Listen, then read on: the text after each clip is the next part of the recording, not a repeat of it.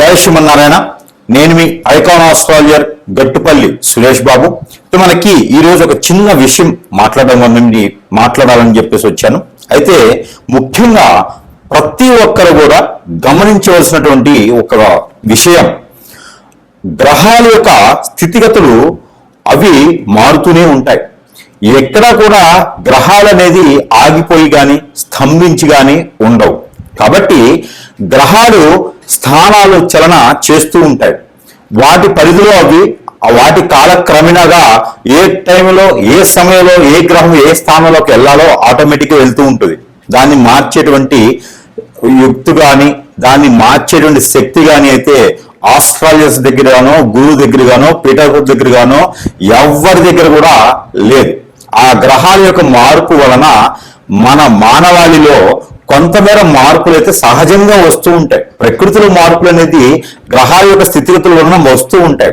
అందువలన మనకి ఏదో గండాలు వస్తున్నాయి, ఏదో జరిగిపోతుంది, ఏదో కోట్ల రూపాయలు నష్టపోతాము, గండాలు వచ్చేసి మనం అందరూ యాక్సిడెంట్లు పోతాము, అగ్ని ప్రమాదాలు అవుతాయి, ఫ్లైట్ యాక్సిడెంట్ అయింది. ఇవన్నీ కూడా ఇప్పుడు మనం ఒకటి గమనించుకోవాల్సిన విషయం. ముఖ్యంగా ఒకటి చెప్తాను. ఒక బస్సు ఉంటుంది, ఒక 50 నుంచి 60 మంది బస్సులో ఎక్కుతారు. ఈ బస్సులో ఎక్కిన వారికి మంచి శని భగవానికి అశుభ దృష్టి ఉంటుంది, దారిద్ర్యం ఉంటుంది. ఇతనికి రాహువుకు సంబంధించినటువంటి అశుభ దృష్టి ఉంటుంది. ఇతనికి గండం ఉంటుంది. ఓకేనా? ఇతనికి ఒక గండం ఉంది. ఈ గండం ఉన్న వ్యక్తి 60 మంది ఉన్నటువంటి బస్సులో లేదా 45 మంది ఉన్నటువంటి బస్సులోకి ఎక్కున్నాడు. ఎక్కున్నప్పుడు ఇతని డ్రైవర్ ఎవరైతే ఉన్నారో ఇతను బస్సు ఎక్కినటువంటి డ్రైవర్ కి శని భగవాన్ యొక్క అశుభ దృష్టి కాదు, శుభ దృష్టి బాగా ఉంది. అతనికి ఈ పూజలు యజ్ఞ యాగ హోమాలు జపతపాలు చేసుకోడు. తన వృత్తిని నమ్ముకొని ప్రతినిత్యము కూడా ప్రతి నిమిషము కూడా వృత్తికి నమస్కారం చేసుకొని, నా వెనక చాలా మంది ఉన్నారు, నేను చేసేటువంటి డ్రైవింగ్ చాలా పర్ఫెక్ట్గా ఉండాలి, జాగ్రత్తగా ఉండాలి, నా వెనక వాళ్ళు ముందు వాళ్ళు చాలా జాగ్రత్తగా వెళ్ళాలి, గమ్యానికి తీసుకెళ్ళాలి వీళ్ళందరని చెప్పి ప్రతిరోజు కూడా ఉదయించే సూర్యుడికి నమస్కారం చేసుకుంటాడు. తను ఎక్కినటువంటి వాహనానికి నమస్కారం చేసుకుంటాడు. చేసుకొని ఎక్కేసి మనస్ఫూర్తిగా తనకి ఆత్మ సంతృప్తితో మనస్ఫూర్తిగా తను ఉండి బస్సు డ్రైవ్ చేస్తూ ఉంటాడు. ఆ బస్సులో దారిద్ర్యం ఉన్నప్పటికీ కూడా ఎక్కడైతే గమ్యం ఉందో ఆ గమ్యానికి చేరువలోకి వెళ్తాడు. ఎందుకంటే తనకి నడిపేటువంటి డ్రైవర్కి అదృష్టం ఉంటుంది, లేదా పక్కన కూర్చొని అదృష్టం ఉంది కాదు. ఆ గండం అనేది తనకి తప్పిపోయింది. తను ఏం పూజలు హెగ్ర యాగాలు ఏం చేయడు. సేమ్ ఇదే స్టోరీ. అదే వ్యక్తి ఏదైతే శని భగవాన్ అశుభ దృష్టి, రాహుకేతువులు అశుభ దృష్టి, చాతపడి ఇప్పుడు బ్లాక్ మ్యాజిక్ వసీకరణ అన్ని అయిపోయేసి జాతకంలో చూసినప్పుడు గండం ఉంది అని చెప్పేటువంటి వ్యక్తికి అతను మునుపటి రోజున లేకపోతే మునుపటి మాసంలో అంటే వెనకపోయినటువంటి మాసంలో యజ్ఞ యాగ హోమ జప తప ఎన్నో రకాలటువంటి దానాలు ధర్మాలు ఎన్నో రకాలటువంటి పుణ్య కార్యక్రమాలు చేస్తున్నాడు. ఇదే బస్సు డ్రైవర్ సేమ్ ఇదే దానిలో ఉంటుంది. ఉండగా అతను గండాలు తప్పించుకోవడానికి చేసినటువంటి లక్షల రూపాయలు ఖర్చు పెట్టి యజ్ఞయాగాలు చేయించుకున్నాడు. ఈ వ్యక్తి దశలు బాగాలేని వ్యక్తి, నక్షత్రాలు బాగాలేని వ్యక్తి చేయించుకొని అదే బస్సు ఎక్కి ఉన్నాడు. ఇక్కడ ఉండే వాళ్ళకి సేమ్ అదే అదృష్టం ఉంటుంది. వాళ్ళు ఎలా ఉన్నారో అదే స్థితిగతుల్లో ఉంటారు. ఈ వ్యక్తి వెక్కగానే అంటే ఈ వ్యక్తి కూడా అదే బస్సులో ఎక్కుతాడు. ఆల్రెడీ పూజలు చేయించుకొని ఉన్నాడు. ముందుకు వెళ్ళగానే యాక్సిడెంట్ అయింది. ఆ ఒక్క వ్యక్తి తప్పనే కాదు, ప్రతి ఒక్కరికి యాక్సిడెంట్ అయింది, అందరికి కూడా దెబ్బలు తగిలినాయి. ఇప్పుడు మనం ఆలోచించాల్సింది ఏంటి విషయం? మనలో ఉన్నటువంటి కర్మ, మనలో ఉన్నటువంటి క్రామక్రోధాలు, మనలో ఉన్నటువంటి ఆ సమయము గడియలు తప్పించడానికి మన వంతు కాదు. ఎందుకంటే మనము ఏది చేసినా కూడా ఉపశమనం మాత్రమే చేసుకోవాలి. అలానే మనం చేసేటువంటి క్రియ ఏదైతే ఉందో అప్పు తీసుకొచ్చి చేయకూడదు. మనకి ఏదైతే మనకి వీలవుతుందో, మన దగ్గర రూపాయి ఉందా అంటే ఆ రూపాయికి సంబంధించినటువంటి దానాలు, ధర్మాలు, యజ్ఞ, యాగ, హోమ, జపాలు, తపాలు చేసే అవసరం లేదు. భగవంతుని యొక్క నామం దలుచుకుంటూ మనం చేసేటువంటి పుణ్యకార్యాలు చేసుకుంటూ ఉంటే సరిపోతుంది. ఒకరిని దూషించకుండా, ఎదుటి వాళ్ళని అనకుండా, మనకి ఏదైతే మంచి పని అనిపిస్తుందో ఎదుటి వారికి సహాయం చేయకపోయినా సరే మన బాధ్యత మనకి నచ్చినట్టు విధంగా ఉంటే సరిపోతుంది. అదేవిధంగా మనము చేయించిన యజ్ఞయాగాలు అతనికి ఏమైనాయండి? ఆ రోజు ఏమైపోతున్నాయి? అప్పు తీసుకొచ్చి మరీ చేశాడు, అప్పు మిగిలిపోయింది, అప్పు కట్టాల్సి వచ్చింది. ఎప్పుడు కూడా ఒకటి గుర్తుపెట్టుకోండి. ఇప్పుడు ఎందుకు చెప్పాల్సి వచ్చింది ఈ స్టోరీ అంతా అంటే, గుర్రం గుడ్డిదైనా దాన తప్పదు అన్నట్టుగా ఇక్కడ ఏమవుతుందంటే, మన యొక్క ఏదైతే గ్రహాల యొక్క స్థితిగతులు మనిషిని భయభ్రాంతుల్ని చేయవు, మనిషిని ఇబ్బంది పెట్టవు. ఎటువంటి పరిస్థితుల్లో, ఎటువంటి సంఘటనలో, ఎటువంటి సిచ్యువేషన్లో, ఎటువంటి పొజిషన్లో అయినా సరే అన్ని గ్రహాలు కూటమిగా ఏర్పడి ఒక స్థానంలో ఉన్నప్పటికీ కూడా మనుషుల యొక్క స్థితిగతులు కొంతమేర అటు ఇటు అవుతామో కానీ మనుషుల జీవితాలు నాశనం అవ్వవు, పటాపంచులు చెయ్యవు, జీవితాలు బొగ్గుపాలు చెయ్యవు, సూసైడ్ చేసుకునే పరిస్థితికి వెళ్ళవు, మరీ భూగిగా నువ్వు ఆ పాతాళలోకానికి వెళ్ళేలా చెయ్యవు ఏ గ్రహం కూడా మిమ్మల్ని. ప్రతి ఒక్కరు దీన్ని గమనించుకోండి. మీ యొక్క ఏదైతే మంచితనమో, ప్రజల యొక్క ఏదైతే అవసరమో, ప్రజల యొక్క భయాన్ని ఏదైతే ఉందో దాన్ని క్యాష్ చేసుకుంటున్నారు చాలా మంది గురువులు. ఇది కూడా గుర్తుపెట్టుకోండి చాలా మంది కూడా. ఇక్కడ మనం చూసుకున్నట్టయితే మార్చి 14వ తారీఖు మారినటువంటి రవి భగవానుడు. రవి భగవానుడిని మీ తరమో, నా తరమో, లేకపోతే ఇంకొకరి తరమో, మా పాత తరమో, మా ముంతాత తరమో అయితే కాదు మార్చడానికి. ప్రపంచం మొదలవక నుంచి ఉన్నది సూర్యచంద్రుడు, గ్రహాల యొక్క స్థితిగతులు. అవి మార్చేదానికి, వాటి యొక్క స్థితిగతులను మార్చేదానికి మన తరం కాదు, మీ తరం కాదు. కాబట్టి ఇక్కడ ఏ గురువు తరం, ఏ ఒక గురువుకి తరం కాదు. కాబట్టి గ్రహాల స్థితిగతులు మారినప్పుడు మనము నవగ్రహాల మండపానికి వెళ్ళేసి అభిషేక అర్చనలు చేయించుకుంటే సరిపోతుంది. నవధాన్యాలు తీసుకుని వెళ్ళి నవగ్రహాల మండపంలో వేస్తే సరిపోతుంది. శివాలయంలో అభిషేకం చేసుకుంటే సరిపోతుంది. ఎన్నో రకాలైనటువంటి ఆలయాలు ఉన్నాయి మనకి, ఎన్నో రకాల ప్రసిద్ధి చెందినటువంటి దేవస్థానాలు ఉన్నాయి. ఆ దేవస్థానంలో, ఆలయంలో దేవుడు అనేది వాడు ఒకడు ఉన్నారు. కాబట్టి ఆ దేవునికి చేసేటువంటి పూజలు కావచ్చు, అమ్మవారికి చేసేటువంటి కుంకుమచ్చలు కావచ్చు, స్వామివారికి నిర్వర్తించే నోములు ఉంటాయి, యజ్ఞాలు ఉంటాయి, యాగాలు ఉంటాయి, ఇవన్నీ ఉంటాయి. కానీ మన మనసుకి ఏదైతే ఇచ్చారనిపిస్తుందో అది చేయండి. అంతేగాని ఎవడో చెప్పినాడని చెప్పి భయభ్రాంతులు వేసి మీరు చేస్తారంటే మాత్రము ఖచ్చితంగా ఇబ్బంది పడి ఆ గురువులకి మీరు హిప్నాటిజం అయిపోతారు, లక్షల రూపాయలు నష్టపోతారు. మీరు ఆల్రెడీ వ్యాపారంలోనో, జాబులో లేకనో ఏదో సమస్యలతో కొట్టుమిట్లాడుతూ ఉంటే మళ్ళీ లక్షల రూపాయలు పెట్టి పూజలు చేస్తూ ఉంటే ఎట్లయితుంది? ఒకడు వస్తాడు కిరీటం పెట్టుకొని 11 ఉంగరాలు పెట్టేసి నడుముకి బెల్ట్ కూడా, అది వడ్రానం పెట్టుకొని వస్తాడు. వచ్చేసి నా దగ్గర స్టోన్లు తీసుకోండి మీకు అష్టైశ్వర్య ప్రాప్తి కలుగుతుంది అంటాడు. నేను 10 లక్షలు ఇస్తా, నెల రోజులు కాదు సంవత్సరం వెయిట్ చేస్తా, నన్ను చేయమని చెప్పండి. ఇలాంటివన్నీ బోగర్స్ మాటలు విని ఇబ్బంది పడకండి. మీరిచ్చే డబ్బులతో వాళ్ళు బాగుపడతారు తప్పితే మీరు బాగుపడేదానికి కానీ, మీరు ముందుకెళ్ళేదానికి కానీ లేదు. స్వచ్ఛందంగా, ఇష్టంగా, అందరూ దేవుని మీద ప్రేమతో చేసేటువంటి గురువు లేరు. ఖచ్చితంగా మీరు అందరూ గుర్తుపెట్టుకోవాల్సిన విషయం ఏంటంటే, మిమ్మల్ని అందరినీ గురువులనే పేరుతో మోసం చేస్తున్నారు, వేషధారణతో మోసం చేస్తున్నారు. ఇకపోతే మీరే గమనించుకోవాలి, ఇది మంచి గురువు ఎవరా, చెడ్డ గురువు ఎవరా, ఇన్ని లక్షల రూపాయలు ఈ పూజకి హోమానికి అవుతున్నాయా, దీని తర్వాత తాత్పర్యంలో మనకి పని అవుతుందా లేదా, ఇవన్నీ కూడా గ్రహించుకోండి, గమనించుకోండి. మీ దగ్గర తీసుకున్నటువంటి డబ్బులతోనే గురువులు వారు చేసేటువంటి పని ఏమిటంటే గనక మిమ్మల్ని ఎట్టినట్టు ఏం చేసి వారు చుట్టూ తిప్పుకుంటున్నారు. ఇవన్నీ గమనించుకోండి. మరొకటి, ఇక మార్చి 14వ తారీఖు మారినటువంటి రవి భగవానుడు. ఈ రవి భగవానుడు కుంభరాశి నుంచి మీనరాశికి వచ్చాడు. ఓకే, ఏమిటంటే అయితే మీనరాశి నుంచి ఏప్రిల్ 14వ తారీఖు మేషరాశిలోకి వస్తాడు. ఏంటి అయితే దీని వలన యజ్ఞాలు చేయాలి, హోమాలు చేయాలి, మీకు గండాలు ఉన్నాయి, ప్రాణభయం ఉంది. ఎవరు చెప్పాడు? ఏది పంపించమని చెప్పండి, ఎంతమందిని పంపిస్తారో? ఇవన్నీ కూడా బోగస్. మన జాతకంలో ప్రతి ఒక్కరికి శని బలం అనేది ఖచ్చితంగా ఉంటుంది. ఆ శని బలం పెంచడానికి ఎవరి తరం కాదు, తగ్గించడానికి ఎవరి తరం కాదు. గ్రహాల యొక్క స్థితిగతులు మారుతూ ఉంటాయి.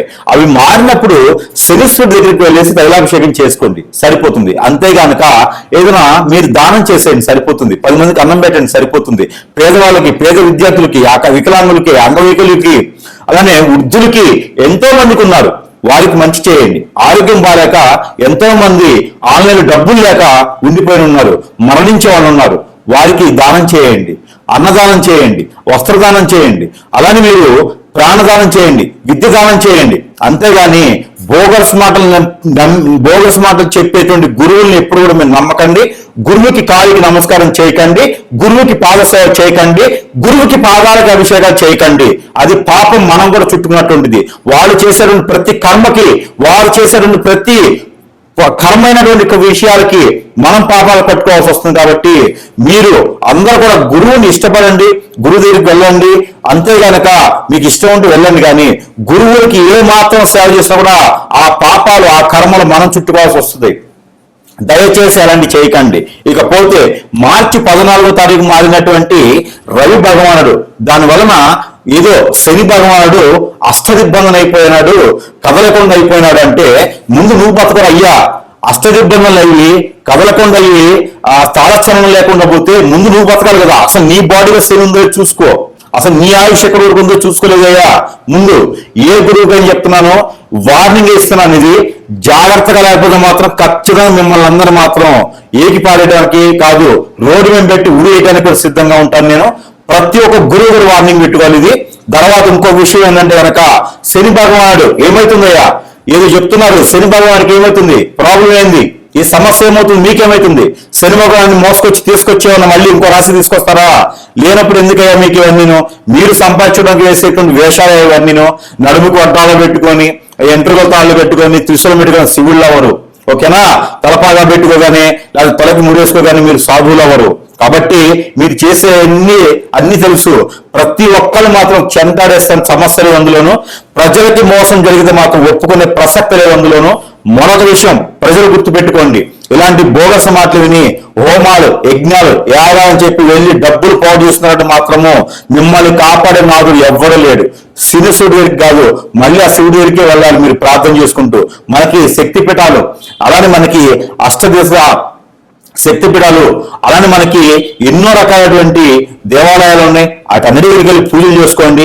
ఆల్రెడీ నిర్మించిన దేవాలయాలని, మన పెద్దలు నిర్మించిన దేవాలయాలని, వాటన్నిటి దగ్గర పూజలు చేసుకోండి, సరిపోద్ది. కానీ ఎవడో వస్తాడు, దానికి దశమహావిద్యులు అని చెప్పేసి మందు మాంసం పెడతా అంటాడు, దరిద్రం ఉన్నప్పుడు వాడు మనుషులు అది ఇంకేమన్నా.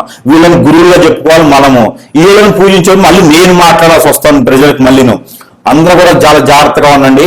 ఇకపోతే 14వ తారీఖు మార్చి మాసంలో మారినటువంటి రవి భగవానుడు వల్ల శని భగవానుడికి వచ్చిన నష్టం లేదు, మనకి ప్రాణ భయాలు లేవు.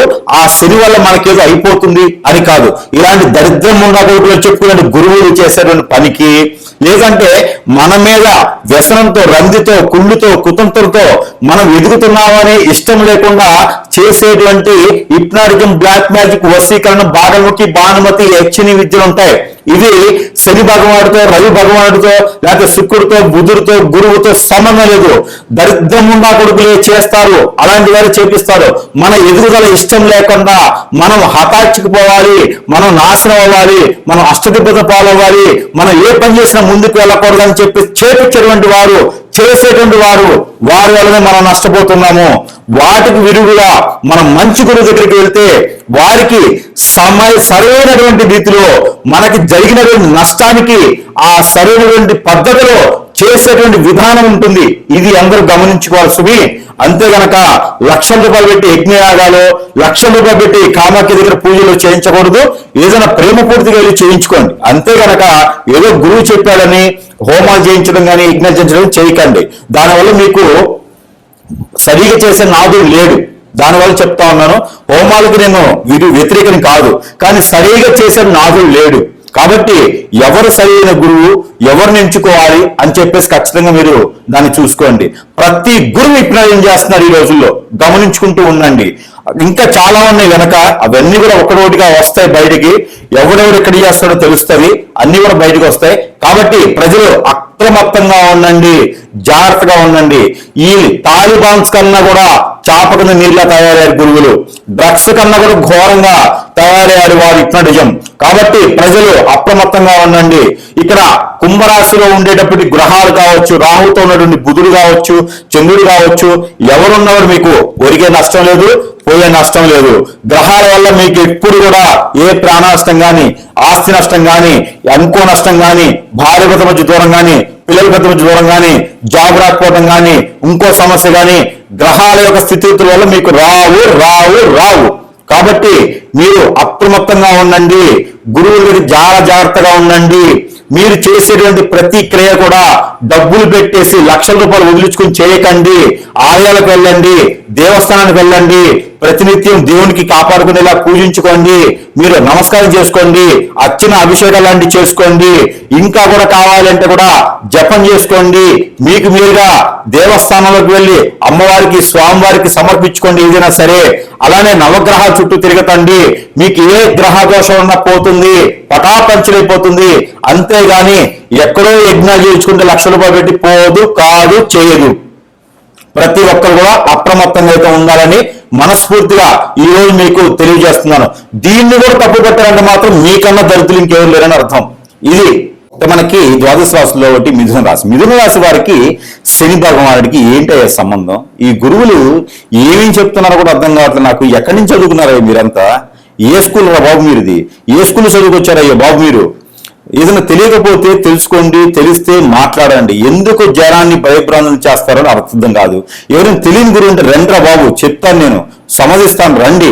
మీకు ఏం కావాలో, ఏ గ్రహం ఎక్కడ ఉండాలో, ఎక్కడ ఏ గ్రహం ఉంటే ఏమవుతుందో నేను చెప్తా, రండి. నేర్చుకోండి, సిగ్గుపడకండి, నేర్చుకోండి, ప్రశాంతంగా నేర్చుకొని అప్పుడు మాధ్యాల్లోకి వెళ్ళండి. ఎందుకయ్యా, ఎందుకు కాషాయం వస్త్రం ధరించుకొని నెలికి ఎత్తి పిలక పెట్టుకోగానే, వడ్రాంగాలు పెట్టుకోగానే, త్రిశూలం పెట్టుకోగానే గురువులు అరయ్యా, గురువులు ఎవరు? నేను చేస్తానంటే వేషాలు వేస్తే గురువులు ఎవరు? వేషధారణలు అవుతారు, క్యారెక్టర్ ఆర్టిస్టులు అవుతారు. ఓకేనా? అలాంటి చేయకండి అయ్యా, జనాన్ని భయభ్రాంతం చేయకండి. ఏ గ్రహం ఎక్కడ మారుతుంది అయ్యా, ఎక్కడ ఏమవుతుంది అయ్యా నాకు చెప్పండి కొంచెం. ఎందుకు మాధ్యాల్లో వాయిస్తున్నారు? ఏ హోమం చేయించాలరా బాబు? ఏ హోమం చేయించుకుంటే సరిపోతుంది జనానికి? 10 కోట్లు వస్తాయా? ఎందుకు భయభ్రాంతం చేస్తారు?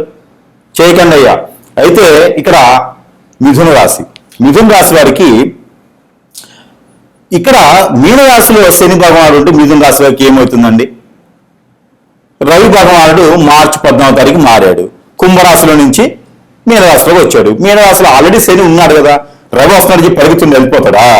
ఆయన అప్పు తీసుకోలేదు కదా, అప్పు ఇచ్చలేదు కదా. గ్రహాల యొక్క స్థితిగతులు మనం మార్చలేనప్పుడు మనకి ఎందుకండి? మనం ఏం చేయాలో చెప్పాలి.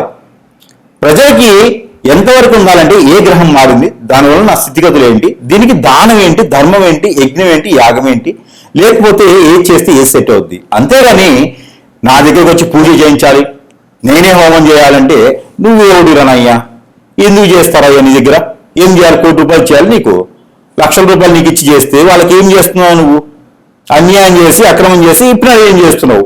ఏ చిన్న సమస్యలు నీ దగ్గరకు వచ్చేలా చేసుకుంటున్నావు. ఎందుకు భయభ్రాంతం చేయడం? తాలిబాన్స్ కన్నా ఘోరంగా అయిపోయారు అయ్యా గురువులు. ఇక్కడ ఏం గురువు నాకు అర్థం కాదు. ఒకడు వచ్చేసి అది దశమహావిద్యులు అని చెప్పి మాంసం బెల్లం అంటాడు, మాంసం పెడతానంటాడు, ఆడేంటే నాకు అర్థం కాదు. ఒకడు వచ్చేసి నా దగ్గర సంబంధించి వాడు పళ్ళు కొడుకుని నీ దగ్గర చూడలే, తాజ్మహల్ వేస్తాడు, అట్నే 3 రోజులు కూడా పళ్ళు కొడుక్కోడాడు. వాడు చెప్పింది ప్రజలు వింటాం. వీళ్ళేం గురువులు నాకు అర్థం కాదు. ఒకడు వస్తాడు అమ్మాయిని ఇప్పినాడు ఏం చేస్తాడు, అమ్మాయిని ఇప్పినాడు ఏం చేసేసి యాడికి వస్తే వాడికి అమ్మాయి కావాలి, వాడు పాదసేవలు చేయించుకుంటాడు, వాడు గురువు. వీళ్ళు చెప్తే మనం వినాలి. ఎక్కడండి బాబు? ఏడుగురు పుట్టారు వీళ్ళు, ఎవరికి పుట్టారు వీళ్ళు, ఏంటి అసలు నాకు అర్థం కావట్లా. ఇకపోతే ప్రజలు భయభ్రాంతులు అవ్వకండి, ఇబ్బంది పడకండి. ఎక్కడో వార్ జరుగుతుంది, దాని గురించి ఆలోచించండి. మన దేశానికి ఏమవుతుంది ఇది ఆలోచించండి. మనము దేశానికి ఏం చేయాలి ఇది ఆలోచించండి. అంతేగానక గ్రహాల యొక్క స్థితిగతులు మారినాయి, నా ఇంట్లో నిప్పులు పడతాయి, నా ఇంట్లో తుఫాన్ వస్తుందంటే ఏమి రాదలాగా. అలా ఎప్పటికీ రాదు. గ్రహాలు మనిషిని ప్రాణం తీయవు, ఇది గ్యారంటీ, నేను రాసిస్తా. గ్రహాలు మనిషిని చైతన్యం చేస్తాయి. ఏ గ్రహం ఎక్కడికి వచ్చినా, ఏ గ్రహం ఎటు మారినా కూడా దాని యొక్క స్థితిగతులు మార్చుకుంటే సరిపోతుంది. దానికి చేయాల్సిందల్లా మనము చిన్న చిన్న ధర్మాలు, చిన్న చిన్న దానాలు చేసుకుంటే సరిపోతుంది. జపాలు చేసుకుంటే సరిపోతుంది. లక్షల రూపాయలు ఖర్చు పెట్టి హోమాలు పూజలు చేయించే అవసరం లేదు. ఎక్కడ బలిలు ఇవ్వాల్సిన పని లేదు. ఏ జంతు బలి అవసరం లేదు. ఏ గ్రహం కూడా మనిషికి ఏమీ చేయదు. భయభ్రాంతులు అవ్వకండి. ముఖ్యంగా మీరు ఏదైనా భయభ్రాంతులు చెందుతున్నారు, మీరు అనుకున్న పని ముందుకెళ్ళట్లేదంటే దానికి మీరు నమ్మినటువంటి దరిద్రమైన గురువు మీ మీద చేయించినటువంటి క్రియ. మరొకటి, మీకు చుట్టూతో ఉంటారు కదా, మీ చుట్టూతో బంధుమిత్రులు ఉంటారు, స్నేహితులు, శ్రేయభిలాషులు ఉంటారు. మీరు ఎదుగుతుంటే తట్టుకునేటువంటి వ్యక్తులు మీ చుట్టూ చాలా మంది ఉంటారు. అందులో మీరు సెన్సిటివ్గా ఉంటారు. మిథున రాశి కదా, చాలా సెన్సిటివ్ గా ఉండి మీ యొక్క అట్రాక్షన్ అన్నమాట, మీ ఫేస్ అందరికి అట్రాక్ట్ అవుతుంది, మీ మాట 10 మందిని లాక్కొస్తుంది. అలాంటి అట్రాక్ట్ చేసేటువంటి గుణం ఉంటుంది. కాబట్టి మీరు మాటపడే తత్వం కాదు, మాట ఇచ్చారంటే నిలబెట్టుకునే తత్వం ఉంటుంది. కాబట్టి మీ మీద ఎవరో పడనటువంటి వ్యక్తులు హిప్నోటిజం, బ్లాక్ మ్యాజిక్, వశీకరణ, భాగముఖి, భానుమతి, యక్షిని, కుబేరు ఏదైనా సరే మీరు చేయించేసి అష్టదిబ్బలను పాలు చేసేసి మిమ్మల్ని మళ్ళీ బయటికి వెళ్ళకుండా చేసుంటారు. ఇది బాగా గుర్తుపెట్టుకోవాలి. గ్రహాలు మిమ్మల్ని ఏం చేస్తాయి? ఏమి చేయవు. మానవ గ్రహాలు చేసే తప్పులు తప్పితే మామూలు గ్రహాలు ఏం చేయవు ప్రతి మనిషిలో కూడా. కాబట్టి మీరందరూ కూడా అలా ఏమైనా జరిగిందేమో ఊహించండి, గ్రహించండి. ఏదైనా మంచి గురువు దగ్గరికి వెళ్ళి సంప్రదిస్తే మనకున్న సమస్యకి పరిష్కారం చూపిస్తారు. అంతే తప్పితే ఇలాంటి యజ్ఞయాగాలు చేయొచ్చు, మనకి పుణ్యం వస్తుంది, మనకి పాజిటివ్ వస్తుంది. అంతే కనుక మనకు జరిగిన నష్టం పోదు. మనకి క్యాన్సర్ ఉంటే ఫీవర్ టాబ్లెట్ వేసుకుంటే అవ్వదు. క్యాన్సర్ సంబంధించిన ట్రీట్మెంటే తీసుకోవాలి. మీకు జరిగిన చెడు అయితే నువ్వు మంచి చేస్తా అంటే ఇక్కడికి అవుతుంది. నువ్వు హోమం చేస్తావు, పుణ్యం వస్తుంది. అంతేగాని నీ పాపం పోదు. పాపం పోవాలంటే దాన్ని తగ్గట్టుగా చేసుకుంటేనే అవుతుంది. కాబట్టి దీంతో పాటు మీకున్న పరిహారం ఒకటి, ఏప్రిల్ 14వ తారీఖు వరకు కూడా శనితో కూడినటువంటి రవి ఉంటాడు. అతను మార్చలేము, అతని ఎంత మారాల్సిందే. కాబట్టి అప్పటి వరకు మీరు పరిహారాన్ని కింద ఉదయించే సూర్య భగవానుడికి నమస్కారం చేసుకోండి. సూర్యునికి ఎండి మిరపకాయ గింజలు 7 తీసుకొని ఇలాగా ఆర్జినివ్వండి నీళ్లు. ఇది సరిపోతుంది. ఇది మీరు వచ్చేటువంటి నెల మొత్తం కూడా ఇది చేయొచ్చు. ఇంకా మీకు ఓపుకుంటే 360 రోజులు చేయొచ్చు. పరావనామ సంవత్సరం మొత్తం చేయొచ్చు. ఇక దీంతో పాటు ఒక 3 భోజనం పెట్టండి. ప్రతి మాసంలోనూ ప్రతి అమావాస్య పోనాకే 3 భోజనం పెట్టండి. పరావనామ సంవత్సరం మొత్తం బాగుంటుంది. శని భగవాన్ యొక్క అశుభ దృష్టి మీకు తగ్గుతుంది. గురువు అయితే మారినప్పుడు ఇంకా మీకు అద్భుతంగా ఉంటుంది. కాబట్టి ఈ పని చేసుకొని అదృష్టవంతులు అవ్వండి.